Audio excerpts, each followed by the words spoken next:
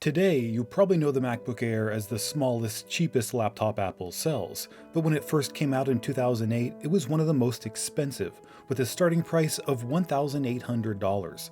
And if you upgraded to the solid state drive, it was $3,100, which is over $4,500 today. For that price, you might expect the Air to have been the most powerful, feature-filled laptop Apple sold, but it was far from it. Unlike the much cheaper $1,100 MacBook, the Air was missing an optical drive, a FireWire port, and an Ethernet port. It also had less processing power and less storage space. So why would anyone spend more for less? Well, it may have had less ports and less power, but it also had less weight and dramatically less thickness, making it the most portable Mac laptop ever and the thinnest laptop in the world. Steve Jobs famously showcased its small size when he got on stage and pulled the MacBook Air out of a manila envelope. Keep in mind, MacBooks at this time had always been over an inch thick, so seeing one that was 0.16 inches at its thinnest point was shocking. Almost as shocking as the redesigned Clean My Mac app that's now available for you guys to try out. They are sponsoring this video, but it's an app I use regularly to keep my Mac running smoothly without any bloat. It deletes junk, malware, uninstalls unused apps, and makes your Mac faster and more organized. They've also created a new menu app dashboard that displays information about every aspect of your Mac's performance, like battery monitor, temperature, and the most power-hungry apps. Try it today for free by clicking the link in the description. Now you might assume that everyone who saw the MacBook Air back in 2008 must have been impressed, but the reality was quite different. There was a large group of people who felt Apple was making a mistake, similar to one they'd made with the Power Mac G4 Cube, a desktop computer released in 2000 that was a miniature version of the Power Mac G4. Apple had made similar compromises as the MacBook Air to make the product smaller. For example, it had a slower processor, no internal expansion slots, a lower-end graphics card, and no audio jack. And just like the MacBook Air, the G4 Cube had the same $1,800 price, which was higher than the more powerful and expandable Power Mac G4. The G4 Cube went on to suffer from poor sales and was eventually discontinued after just 1 year, since customers weren't willing to pay more for less. So it's not unreasonable to assume that the MacBook Air would also be a failure. But there is one crucial difference that people overlooked. The G4 Cube was a professional desktop, while the MacBook Air was a consumer laptop. Professionals were typically at their desk working and didn't care how their computer looked. They just wanted the best performance for their money. But consumers who travel with a laptop do care how big and heavy it is, likely choosing portability over power. But Apple had to make some serious compromises to make the MacBook Air so thin, like removing the CD drive, which was used almost daily by users in the 2000s. Software, music, and movies were all commonly sold on physical discs. People burned CDs on their computer to play music in their car, and they were used to archive files or transfer files between computers, and operating systems were installed from CDs. In fact, Apple didn't begin offering digital versions of their software and OS until the Mac App Store in 2011, 3 years after the MacBook Air. So how did Apple expect users to deal with not having a CD drive? Well, like this. We have a much better way to get movies onto our computers now. We can wirelessly rent them from iTunes movie rentals right on our MacBook Air. We have a much better way than burning CDs for our car. Most of us have iPods in our cars now. For making backups, we now have Time Machine and Time Capsule to wirelessly back up our notebooks. What about installing software? Well, we're going to do that wirelessly too. And so, when you go to the Finder in MacBook Air, you will see in the left-hand column something called Remote Disk. And Remote Disk, when you click on it, will show you all those Macs or PCs in your vicinity. And you can pick one of those machines and ask to borrow its optical drive. Now you may have noticed that every solution Jobs offered involved using or buying another Apple product, like buying their external SuperDrive, renting movies for $4 or $5 each on iTunes, buying an iPod to play music, making backups with Apple's $300 Time Capsule, or using Remote Disk with another Mac or PC. It was a clever way to keep users locked into Apple's ecosystem, which many people felt was morally wrong. But the MacBook Air's lack of ports raised another issue. How would you connect to the internet if Wi-Fi wasn't available and you didn't have an Ethernet port? How would you connect cameras or camcorders without FireWire? And how would you connect to an external display without a mini DisplayPort? Well, Apple's answer was adapters. Two were included in the box to connect to DVI and VGA displays, while the rest were sold separately, like a USB to Ethernet adapter for $29, a mini DVI to composite video adapter for $19, and the USB SuperDrive for $79. This is when the adapter era began at Apple, with subsequent MacBooks dropping ports year after year until we were left with models that only had USB-C. Luckily, Apple reversed some of those decisions by adding back SD card slots, HDMI ports, and even Ethernet ports to some of their Macs, but using the original MacBook Air was a struggle, since it only had a headphone jack, one USB port, and one DVI port, compared to the MacBook, which had Ethernet, mini DVI, FireWire, two USB ports, audio in, audio out, and a Kensington lock. It was clear that users would likely feel some frustration by switching to the MacBook Air.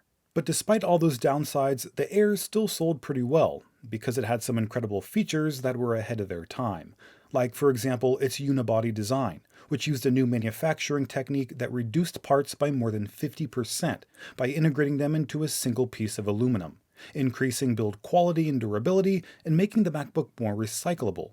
Today, this unibody construction is used by every Mac Apple sells, and even by PC laptops from Dell and HP. The MacBook Air was also the first laptop to feature multi-touch gestures which Apple borrowed from iPhone, like two-finger panning, two-finger rotating, and pinch to zoom. Not only were these carried over to the rest of the Mac lineup, but PC laptops also began using multi-touch gestures. And the optional solid-state drive may have been an insane upgrade since it cost $1,300, but it was the first Mac to offer an SSD at all, which is now used on virtually every modern Mac and PC.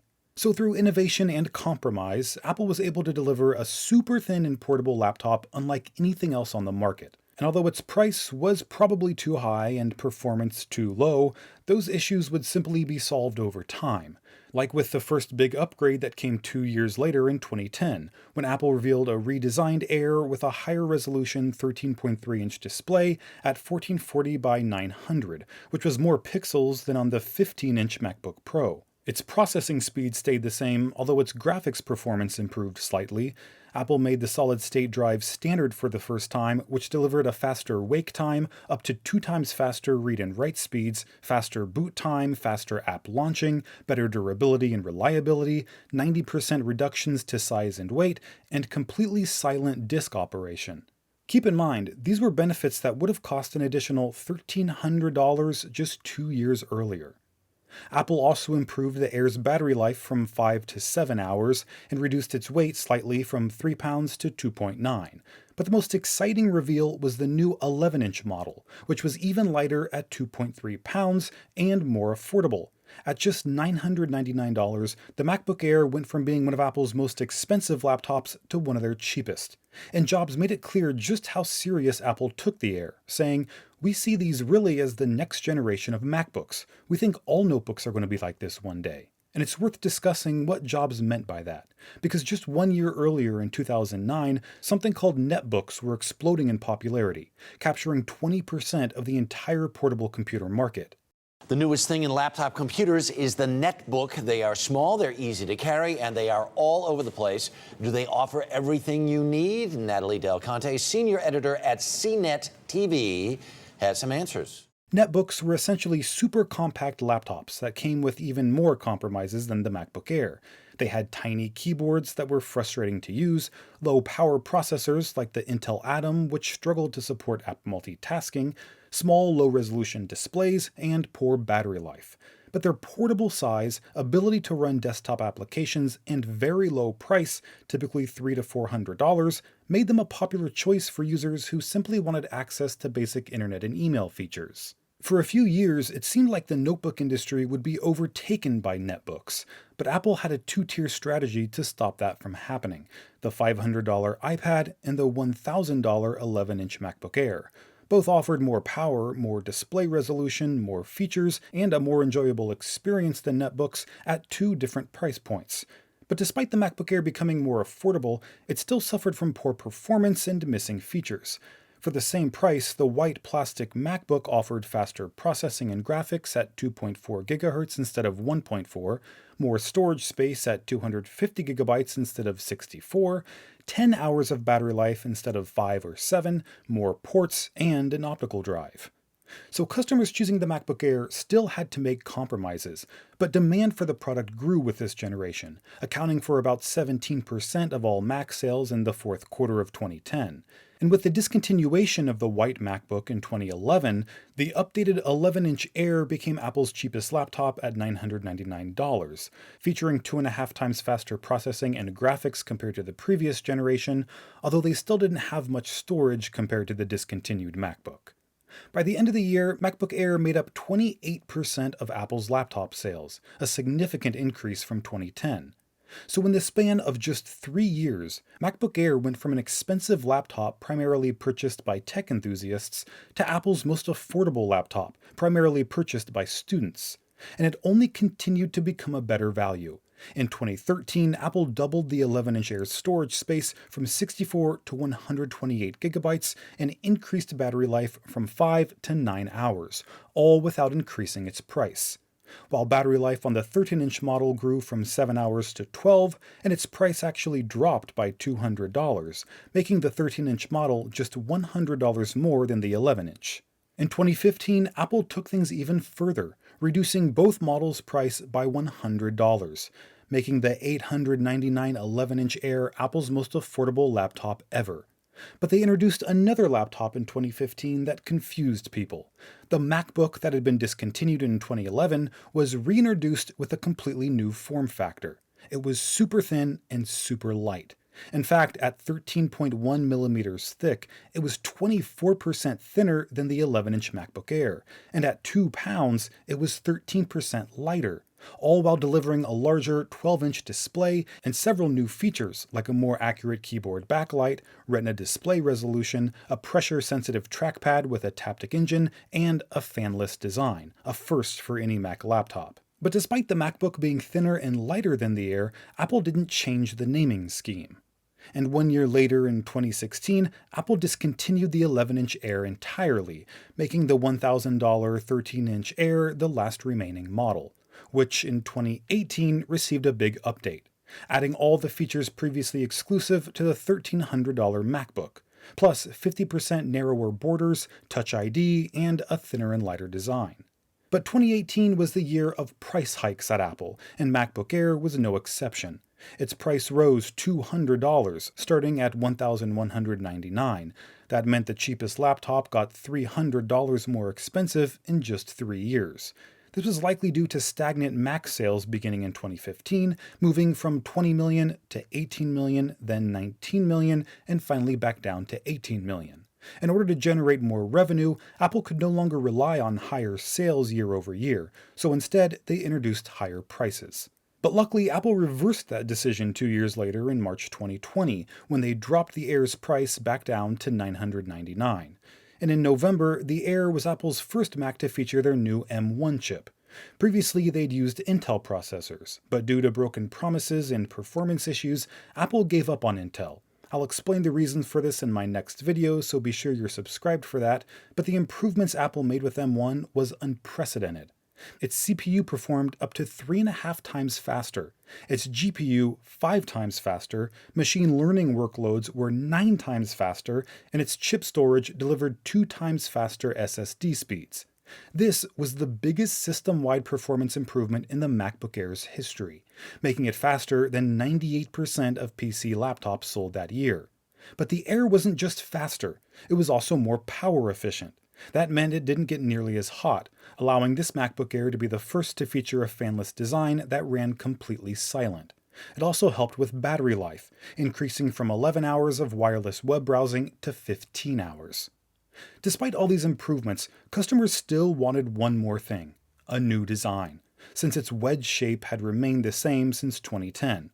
So in 2022, Apple delivered exactly that: a MacBook Air with a brand new design and a brand new chip. Instead of being shaped like a wedge, the new Air was shaped like a box, measuring 0.44 inches thick, which was thicker than the thinnest edge of the previous Air, but thinner than its thickest edge. Overall, the new design was 20% smaller by volume and weighed slightly less at 2.7 pounds. It was also offered in 4 colors for the first time: silver, starlight, space gray, and midnight. And its thinner bezels meant a notch was necessary to accommodate its camera, true tone sensor, ambient light sensor, and LED status light. The M2 chip made the already fast Air even faster, but just like in 2018, Apple raised the Air's price, jumping from $999 back to $1,199. In 2023, Apple introduced a 15-inch version for $1,299 and lowered the 13 inches price to $1,100. In 2024, the 13-inch M2 Air returned to $1,000 yet again when Apple introduced updated M3 models. But the price wasn't something most customers complained about.